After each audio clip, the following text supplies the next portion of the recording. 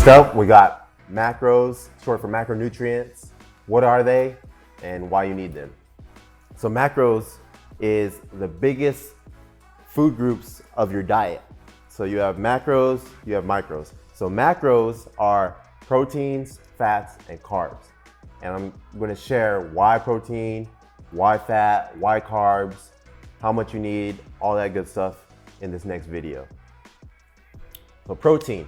Protein is probably the most important macronutrient of the three. So protein is your building block for your muscles, and it's an essential part of your diet. All your organs, your skin, your muscles, hair, and nails are built up from proteins. So you can make the choice if you want for your protein to come from plants, or you can get it from animals. Really, it just matters how much protein you're taking in. I like to rotate between different animal proteins. I like eggs, I like chicken, I like steak. Some other examples are beef, fish, tofu, beans, and then other vegan options like soy and tempeh. For protein, for every gram of protein, there are 4 calories. And I'll explain more about that right now when we calculate macros, but just understand that. And how much protein should you consume on the daily? So most people need between 0.8 to 1 grams of protein per pound of body weight. So me at 210 pounds, I need 210 grams daily of protein. Someone that's half my size needs 100 grams of protein daily. So we've all heard of The Rock. The Rock, he has a crazy meal plan and he eats about 5,000 calories a day. He's famous for his epic cheat meals, but when he's not having his epic cheat meals, he's having a super clean diet. This man is huge. If you've ever seen him, he has muscles on muscles. And in order to feed these muscles, he needs lots and lots of protein. So remember, I gave you that range of 0.8 to 1 gram per body weight. If you have less muscle and more fat, then you'd be closer to the 0.8 range. If you have more muscle, then you'd be closer to the 1 range. If you have a lot of muscle, like The Rock, then you can go even over that. So The Rock, in his 5,000 calorie diet, he has, I didn't do the calculation, but he has probably double the recommended amount of protein per day. So I'll just cover like what he eats in a day. 36 ounces of cod, 12 whole eggs, 2 cups of oatmeal, 12 ounces of sweet potato, 4 cups veggies, 8 ounces chicken. It's a lot of food. 12 ounce baked potato, and just imagine 36 ounces of cod. Most people only eat 6 ounces of cod per meal. But this man eats 36 ounces of cod throughout the day on top of chicken, on top of all this other food. So as you can imagine, it's a lot of food. But the reason I put him up here is just to explain to you guys that the more muscle you have, the more protein your body needs in order to fuel that muscle. And that's why he eats like this. Next up, carbs. So in today's day and age, carbs is the most taboo, most villainized macronutrient of them all. But first off, I want to tell you, out of the 3 macronutrients, no one macronutrient group is bad. No one macronutrient is the cause for your fat. The reason you gain weight is because you overeat. If you overeat chicken, let's say you have 4 pounds of chicken a day, you're going to get fat. Even though chicken's a good food. So on to carbs. So carbs are our body's preferred source of fuel. So we get our energy from carbs. They also help deliver the vitamins and minerals to the rest of our body. The best sources of carbs are minimally processed and whole food versions. So like pastas, rices, oats, vegetables, and fruits.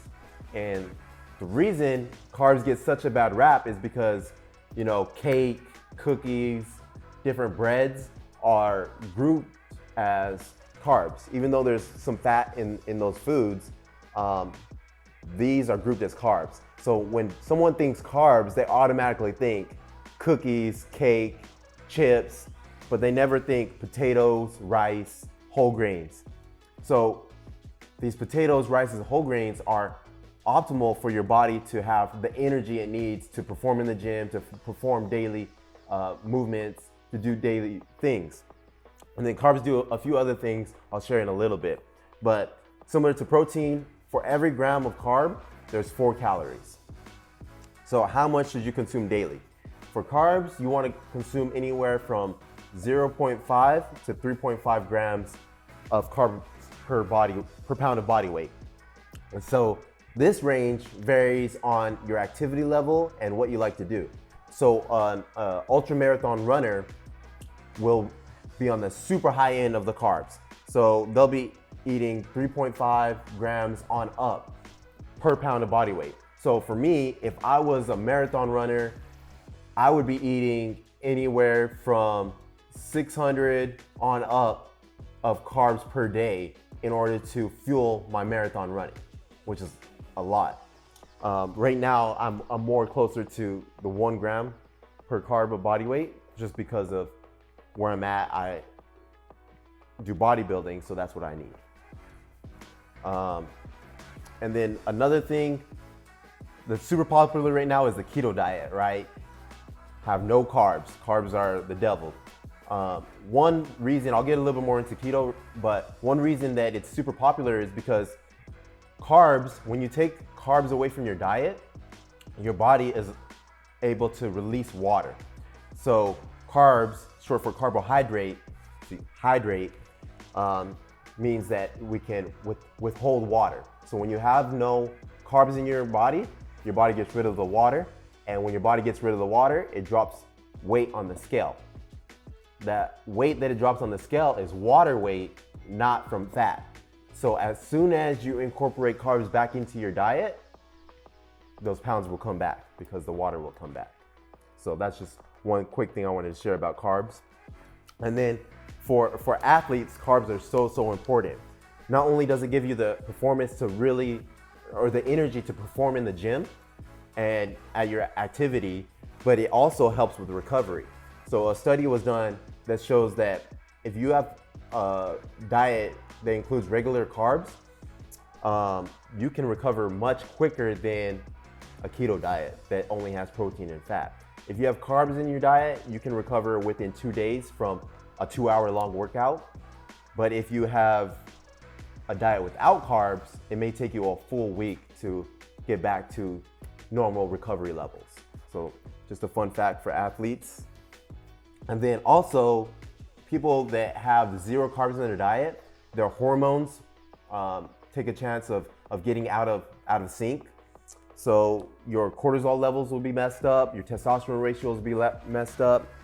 It will also interfere, for women, it will interfere with your monthly cycle and all of your womanly hormones. So no carbs in your diet is definitely not good.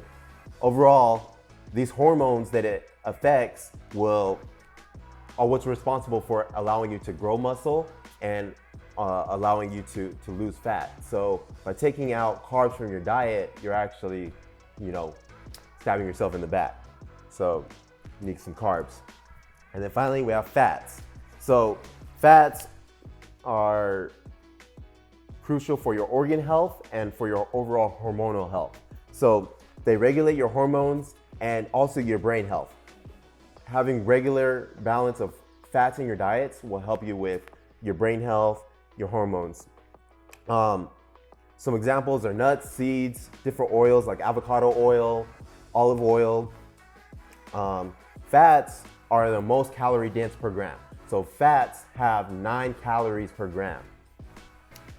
So it's very easy to overeat fats, and I'll share some examples in a little bit. But how much fat should you have in your diet? You should have anywhere from 0.2 to 0.9 grams of fat per pound of body weight.